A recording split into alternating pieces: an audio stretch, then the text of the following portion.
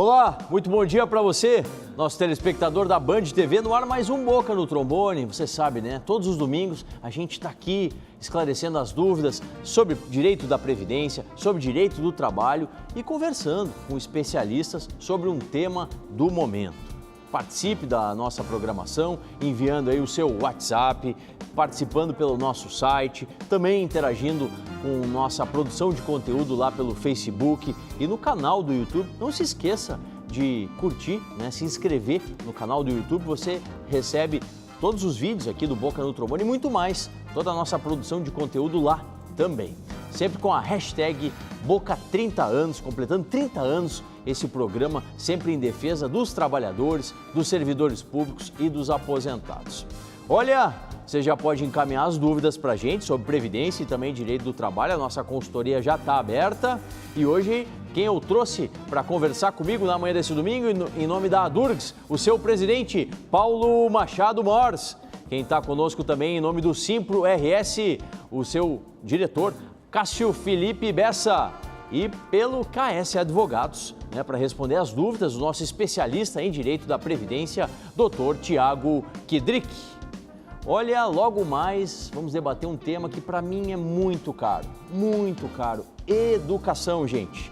Vamos trazer a opinião dos nossos técnicos e também saber o que a população está achando da educação no país, o que faria para melhorar. Tudo isso aqui no Boca, 30 anos, protegendo o seu direito.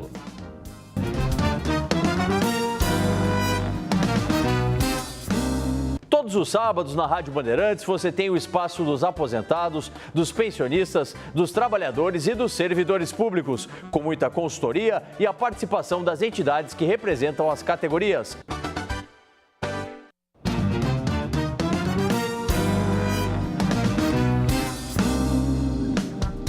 De volta com o Boca no Trombone e já vamos para as dúvidas, as perguntas que você vai enviando pelos nossos canais de interatividade. Participe do Boca, tem o WhatsApp, tem o Facebook, tem o nosso e-mail, mande as suas questões sobre direito previdenciário. Olha a reforma chegando aí essa semana, tivemos muitas notícias, né? Idade mínima já está estabelecida. E também você que tem dúvidas sobre direito trabalhista, férias, FGTS, a relação do patrão do empregado, mande pra gente logo mais aqui no nosso quadro Dica Trabalhista, a gente soluciona elas para você. Doutor Tiago Kidrick, a gente agradece a sua presença aqui no programa. Primeira questão que chega, vem lá de Canoas, do Valdemar. Assisto vocês todos os domingos. Obrigado, querido. Eu gostaria que explicasse o tema 709, que é de repercussão geral. Isso pode fazer com que eu perca o direito dos atrasados que tenho a receber? Qualidade na pergunta aqui, né, para a abertura do programa, doutor Tiago. Bom dia. Bom dia, doutor Solano. Bom dia aos companheiros da bancada aqui. Uma bancada muito especial formada por professores hoje, né? Solano, muito boa pergunta. O tema 709 diz respeito à continuidade no trabalho de quem se aposenta com aposentadoria especial. E o Supremo Tribunal Federal vai julgar agora no início de abril, se eu não me engano, dia 3 de abril, o tema 709 dizendo se pode o trabalhador continuar no trabalho e receber a aposentadoria especial, sendo uma atividade especial, perigosa, penosa ou insalubre, ou não. Tudo pode acontecer, o Supremo pode afetar, de certa forma, os seus atrasados, se o ouvinte perguntou a aposentadoria especial, mas pode ser que não. O INSS já disse que não tem interesse em afetar os atrasados, mas como é verba pública, o Supremo pode decidir diferentemente. Vamos trazer aqui, né, o resultado desse julgamento, certamente. Vamos para Pelotas. O Cândido diz ele que trabalhou 12 anos na esfera rural, mas não tem como provar, somente com testemunhas. Gostaria de saber se dá para contar junto com a carteira de trabalho, pois tenho mais de 16 anos e 5 anos de modelo 15, que é o bloco, né, o talão de notas, e ainda mais 3 anos que desconto de INSS como autônomo. Eu tenho 60 anos de idade, é a dúvida do Cândido. Cândido, olha, eu lhe aconselho que vá atrás de algum documento para aproveitamento do tempo rural, tem que ter início de prova material. E ainda mais agora em tempos de reforma da Previdência, nenhum tempo pode ser deixado para trás. Então vá atrás, algum documento o senhor deve conseguir e procure um advogado previdenciarista especializado. O próprio sindicato, né, do trabalhador rural é um bom começo. Auxílio, né? Isso. A Claudete, sou aposentada, tenho uma microempresa do Simples, nunca recolhi o INSS como empresário. Como fazer e recolher esses atrasados? Primeiro que é obrigatório o recolhimento, tá? Segundo, ele aconselha a fazer um planejamento previdenciário. Terceiro, os 5 últimos anos, a senhora pode pagar com facilidade. Agora, o que passa de 5 anos, tem que pedir uma autorização no INSS para recolher. Mas, conselho, faça o planejamento previdenciário para ver quanto pagar, quanto descontar, o que vale a pena. Obrigado, doutor Tiago. Seguimos na consultoria. Pode mandar a gente. Mande as dúvidas sobre direito da Previdência e direito do trabalho aqui no Boca no Trombone. Como eu disse no início do programa, o tema de hoje é educação. Está aqui falando um filho de uma professora. Vivi as mazelas, né, de quem tem que ensinar, fazer da sua vida a docência. E não, gente, não é nada fácil.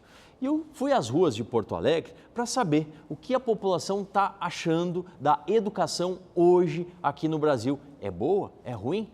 Opinião aqui da população da capital. Para sintetizar, ainda deixa a desejar, de um modo geral. Antigamente, uns pais diziam para os outros: meus filhos não vão passar o que eu passei. Porém, eles deram muita acomodação sem responsabilidade e limites. Então, hoje está essa disparidade em termos de... Os professores têm que educar os filhos, ao passo que a educação tem que vir de casa. Tem que sofrer modificações, uma nova reestrutura, porque ela vem com muitas falhas, né? Principalmente ali no ensino médio e no fundamental. Mas eu estou preocupado, porque a educação está um fracasso, a escola pública é um fracasso. Eu fiz o Julinho, passei no vestibular, na URGS, hoje não passa. Tem que fazer colégio particular e cursinho, senão não passa. Na política que vem de cima para baixo, a educação está sendo uma mercadoria, uma moeda de troca, assim, eu percebo isso. Eu acho que assim tem muito que melhorar, né? Pelo menos eu tenho uma filha, eu boto ela no ensino particular, porque ensino público hoje em dia não dá, né? Questões de greve, questões de professores sem falta de pagamento, eu acho isso assim uma falta de consideração com o profissional. Nós temos um momento crítico em que se pensa em fazer com que os pais ensinem os filhos e muitos desses pais não têm a instrução necessária, o tempo necessário para se fazer isso. Também o ensino EAD, eu acho que é algo preocupante. Nós temos que nos preocupar com isso, sim. A escola hoje está péssima, a educação está ruim. A educação como segurança pública, né? A gente não vê o governo fazer nada. Está ruim. Está ruim porque os governantes não investem na educação, não investem nos professores, aí automaticamente os professores se desestimulam. Eu acho que melhorou bastante, é boa sim. Depende muito do estudante, se ele se esforça. Eu vejo pelo exemplo que eu tenho dentro da minha casa. Quando se esforça, consegue ir mais longe, entendeu? Eu acho que tem muito que melhorar ainda, né? A gente está no momento que, aos poucos eu vejo que a gente vem evoluindo, mas... tem pessoas que têm outras realidades. Vox Populi, né? Aí está o povo falando, né? A educação que hoje no Brasil, gente, tem no todo do orçamento federal pouco mais de 3,6% do total. Veja, apenas 3% de tudo que é arrecadado no país é remetido para a educação. Presidente Paulo Mors, uma alegria tê-lo novamente aqui no Boca no Trombone para a gente debater um tema que o senhor é expert, né? A população está aí, em sua grande maioria, insatisfeita. E a sua avaliação da educação no Brasil? Um bom dia. Obrigado, bom dia, Solano, bom dia aos colegas de mesa. Nós pudemos observar pelas manifestações que uma imensa maioria dos entrevistados está realmente insatisfeita no geral. E especificamente uma certa insatisfação com relação à educação pública. Sim. Então, fiquei muito feliz quando fui convidado para participar aqui dessa reunião que você intitulou de Perspectivas para a Educação com o Atual Governo. Então, eu quero lembrar que, e não é coincidência, a nossa federação, ProIFES Federação dos Sindicatos de Professores de Instituições Federais de Ensino Superior, a qual nós somos filiados, estará promovendo, no final de maio próximo, um seminário exatamente com o mesmo título. Perspectivas para a Educação na Atual Conjuntura. Será aqui, em casa, no nosso sindicato. Convido a Bandeirantes a estar presente. Estaremos lá. Nesse seminário. Bom, na verdade, esse título poderia ser substituído pela frase: o que esperar e como nos defendermos. E eu digo a palavra defendermos, pode parecer forte, mas é a realidade.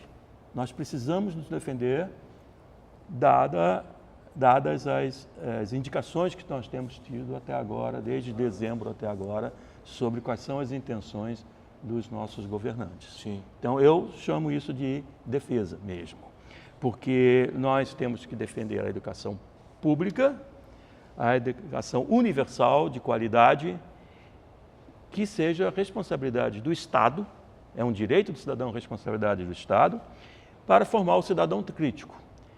E, para mim, está evidente que não são essas as intenções do atual governo. Pois é, tivemos inclusive a nota técnica 400, né, no finalzinho do ano passado. E essa nota, segundo o que está normatizado, o processo de eleição dos reitores ele muda, né? E isso pode tentar que a partir de agora seja conduzido de uma forma não muito democrática. De forma a tirar mais ainda da autonomia das universidades, que é letra da Constituição. Professor Castro, título de Constituição. A gente já continua aqui com o professor Paulo Moras, mas o professor Castro está representando o Simpro RS. Muito obrigado por atender o nosso convite.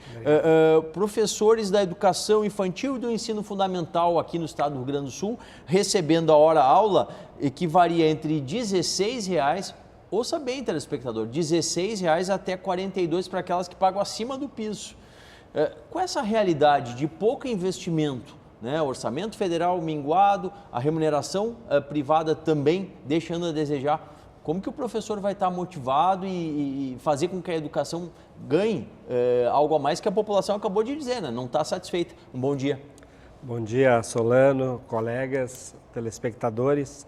De fato, né, é uma dificuldade no nosso país, né? Eu tenho inclusive dados que foram divulgados no Estadão aí na São Paulo, né, da Vandex Foundation, que os estudos da percepção da educação brasileira, ela no 35 países, como é que foi feita com base na remuneração, com base na atratividade dessa profissão, né, como de professor, nós estamos em último entre os 35 países. De 0 a 100, nós estamos com 2. A China com 100, a Malásia com 90, ou seja, não existe nenhum país no mundo que tenha se desenvolvido sem um grande investimento em educação. E o Brasil parece que tem um projeto, né, histórico já da falta de investimento na educação. Está na contramão, né? Está na contramão. Nós, nos últimos anos, conseguimos, com a participação da sociedade, através das conferências nacionais de educação, fazer com que, de fato, a gente tivesse um plano nacional de educação que ia colocar 10% do PIB, né, ao longo até 2024, como obrigatoriamente o Estado iria investir em educação. Tu citaste aí, nós estamos com 3%. Muito pouco. Sem falar que boa parte do pré-sal, dos royalties do pré-sal, seriam destinados à educação. Ou seja, nós aumentaríamos muito para valorizar não só as instalações, mas toda a questão da educação, né, seja pública, que é um dever do Estado e um direito do cidadão, seja o ensino privado também. Dúvida. Tem que ser como um todo, né? Então, sem investimento, a que lugar nós vamos chegar?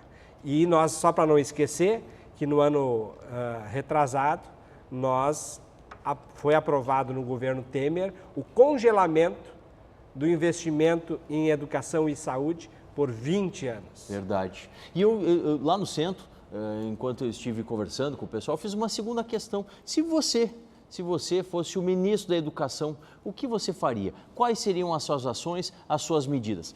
Vamos conferir. Este investimento em atenção em relação à educação, que é uma área tão prioritária, tão necessária e que sempre será, continua sendo e sempre será.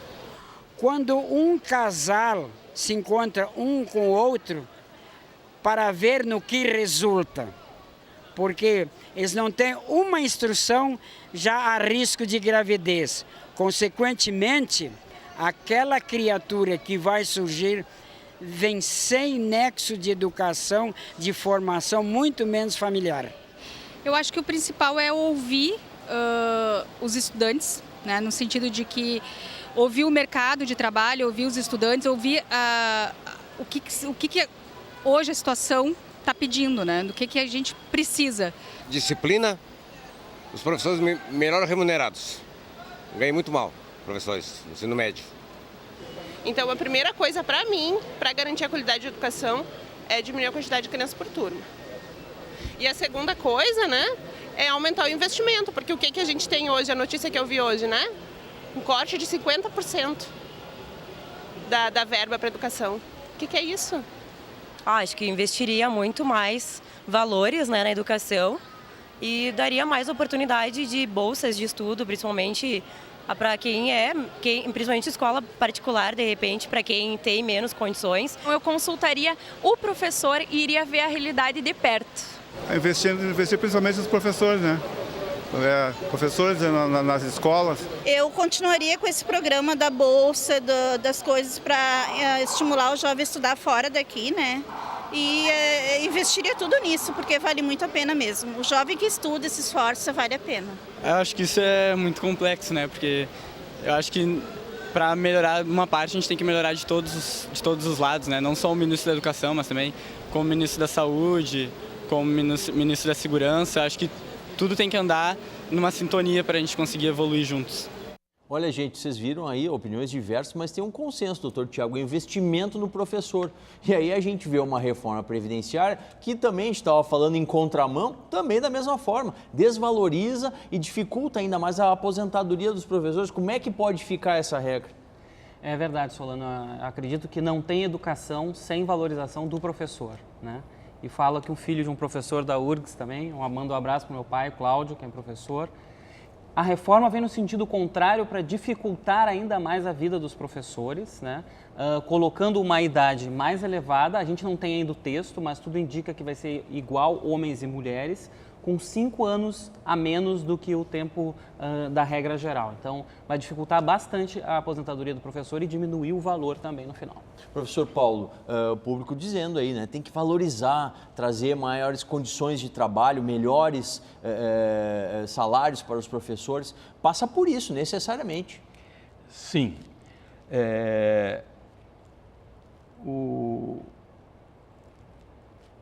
O atual ministro da Educação está indo na contramão disso tudo. Tá? Ele fez uma declaração que me chocou, dizendo que vai investir fortemente na educação básica, o que já para mim já não acredito, mas que vai fazer isso em detrimento da educação superior. Como se houvesse uma competição entre educação básica e educação superior pelo orçamento oferecido. Quando, na verdade, todo esse pacote é educação. Educação para a formação da cidadania, para a construção de um futuro digno para a nossa sociedade. Então, não importa, não é um polo competindo com o outro. Tá? No momento em que se larga de mão o ensino superior, se estará prejudicando a educação básica, é claro, porque é de lá que virão os professores. É uma engrenagem, né? Exatamente, é de lá que estão saindo os nossos licenciados que vão para a educação básica. Tá? Então, e é no ensino superior também, em grande parte, que se faz pesquisa científica, tecnológica e inovação nesse país, e esse dinheiro também está sendo enxugado, e sem isso não existe formação de quadros competentes. E então tudo isso é um grande emaranhado de competências, de atividades que tem que ser olhado em conjunto. Então é muito tosco dizer, eu não vou dar dinheiro para esse para poder dar dinheiro para aquele. Não é assim que funciona a coisa. Professor Cássio, a pergunta para o público foi assim, se você fosse o ministro da Educação, e as respostas foram essas, de maior investimento. O senhor acredita que a figura do ministro da Educação está colocada no lugar certinho? Ele vai ter vontade política de tomar esse tipo de sugestão que o nosso público deu? Não, com certeza não. Essa não é o viés, não só do governo federal, mas do próprio ministro e daquilo que é colocado como política pública, né? Uma das questões, esse ministro que nos chamou de os brasileiros quando viajam de canibais e tal, uma das indicações que já vem do governo anterior, é a questão da reforma do ensino médio, né? Que é um absurdo, né, achar que um adolescente com 15 anos vai poder optar, né, com 15 anos, quais os itinerários que ele vai seguir. Eu vou querer estudar só curso técnico, em detrimento de ter uma educação integral, estudar geografia, estudar história, estudar biologia, enfim, a educação básica. Ele tem que ter uma formação inicial básica em tudo. Não interessa se depois ele vai ser engenheiro ou se ele vai ser geólogo. Ele precisa ter uma formação. E aí, o que foi aprovado no ano passado e toda a indicação agora é que, de fato, o ensino médio ele vai ter, primeiro, 40% do tempo dele à distância. À distância. Né? A relação do aluno em sala de aula é fundamental, a presencialidade nesse nível de ensino. Há muito prejuízo com a falta disso. O EAD é uma coisa importante, interessante, mas não para a formação inicial. E tem que ser pontual, né? E tem que ser pontual. E também ele vai abrir mão de várias disciplinas importantíssimas, né? Sem falar que o ministro da Educação fala dessa bobagem da mordaça na escola. De que a escola, ela forma, né, para um viés ideológico.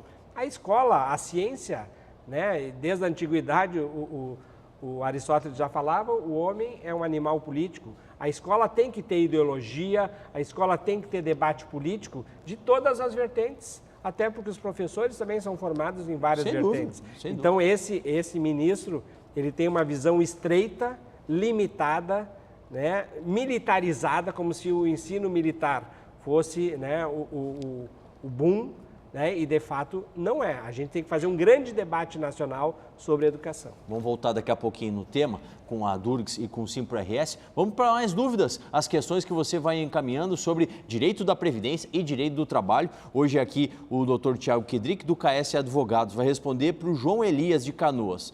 Tenho 56 anos, sou deficiente visual, aposentado por invalidez há 16 anos. Segundo ele, estava no ferrolho, acho que o doutor mesmo intitulou, né? Sim. Mas agora, com a nova MP, ele quer saber como fica. Muito obrigado, abraço, e é nosso, diz ele, viciado no programa. Continue com esse vício bom aí. Pois a MP 871 acabou com o ferrolho para quem estava aposentado por invalidez ou em benefício por incapacidade há mais de 15 anos e tinha 55 anos de idade, né?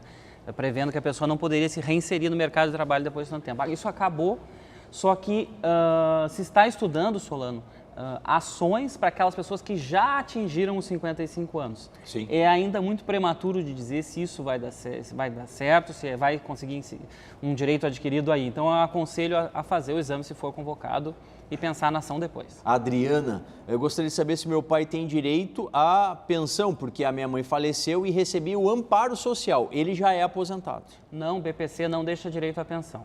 E a Laurence, sou vigilante. Com a possível reforma, terei aposentadoria especial de 25 anos? Essa é a grande questão, né? Essa é a grande questão, e a aposentadoria especial está no foco da reforma, né? Provavelmente isso vai ficar muito dificultado, se não quase impossível, ainda mais para o vigilante, que é uma categoria que eles nunca gostaram de inserir como uma atividade especial. Verdade. Continue mandando as dúvidas para a gente aqui no Boca no Trombone. A gente vai responder a partir de agora as questões trabalhistas. Tá chegando aí o nosso quadro, o Dica Trabalhista.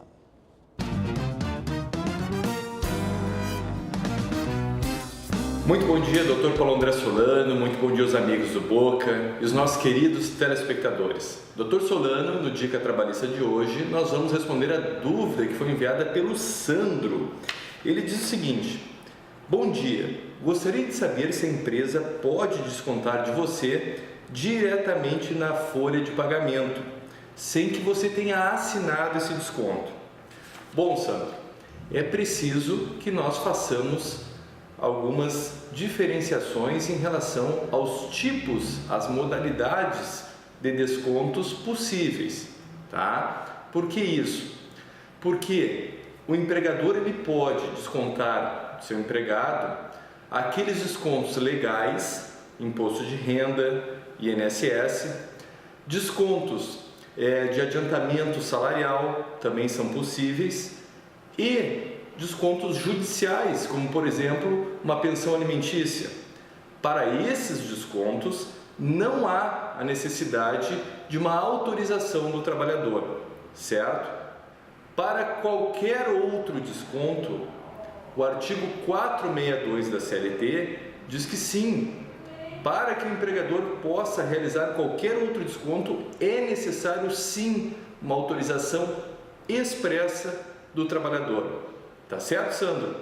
Doutor Solano, por hoje era isso. Um bom dia, um bom trabalho a todos. Obrigado ao doutor Marcelo de Jesus. Continue mandando, pessoal, dúvidas de direito do trabalho e direito da previdência aqui para o nosso time de consultores. Professor Paulo Mors, em nome da ADURGS, me diga o seguinte, sua opinião. Ministro da Educação, Ricardo Rodrigues, disse o seguinte, tem que ser feita a lava-jato da educação. Na verdade, mais especificamente, ele está focando nas instituições federais de ensino superior. Ele faz parte de um grupo que olha o pensar acadêmico como obra do demônio, literalmente. Então, realmente fica difícil de conversar. Existe uma outra declaração desse ministro que muito me preocupa. Ele diz que as universidades devem ficar reservadas a uma elite intelectual. Bom, a elite intelectual brasileira muito se confunde com a elite econômica. Então, isso é a sugestão de maior segregação. Em contraponto, como, por exemplo, com a questão de cotas, né? Sim, a política de cotas. Então, ele está sendo até incoerente. Então, tudo isso é muito preocupante. Verdade. Professor Cássio, e essa questão que o doutor Tiago referiu da reforma previdenciária, querem deixar realmente a largo ali os professores? É um absurdo, né? Imagina, uma professora, eu tenho muitas colegas, né? Lá no Simpro a gente acompanha, que começaram a dar aula com 18 anos, 19 anos, quando terminaram o magistério. E dão aula na educação infantil, nos anos iniciais do fundamental. Com 18 anos começaram a dar aula. Imagina uma professora ter que ir até os 62 anos. Quantos anos de contribuição ela vai dando aula para aquela, né, faixa etária que mais desgasta? Imagina uma professora com 62 anos, com 30 alunos de 8, 9 anos numa sala de aula. Impensável, né? Não vai aguentar, ou seja, não vai se aposentar. Nem as escolas privadas vão querer essa professora. Então, é colocar a profissão dessa professora na lata do lixo. Rapidinho, uma última questão para a gente encerrar, doutor Tiago. A Tatiane, tenho 45 anos e tenho contribuição de 25 anos trabalhando como cozinheira. Com quantos anos vou me aposentar? Vai depender de comprovar o calor e a habitualidade, permanência na condição de cozinheira. Algumas cozinheiras têm conseguido aposentadoria especial, então eu daria essa dica para procurar um especialista nesse caminho aí. Tá certo. Quero agradecer muito ao Tiago, ao Cássio e ao Paulo por esse programa. Vamos fazer outros, né, sobre educação aqui. Vou trazer vocês novamente, em nome do Simpro e da ADURGS Sindical e do KS Advogados. A gente agradece a audiência de você. Encontro marcado domingo que vem, aqui a partir das 8h30 da manhã, sempre com o tema do momento e as dúvidas sobre previdência e direito do trabalho no Boca. 30 anos protegendo o seu direito.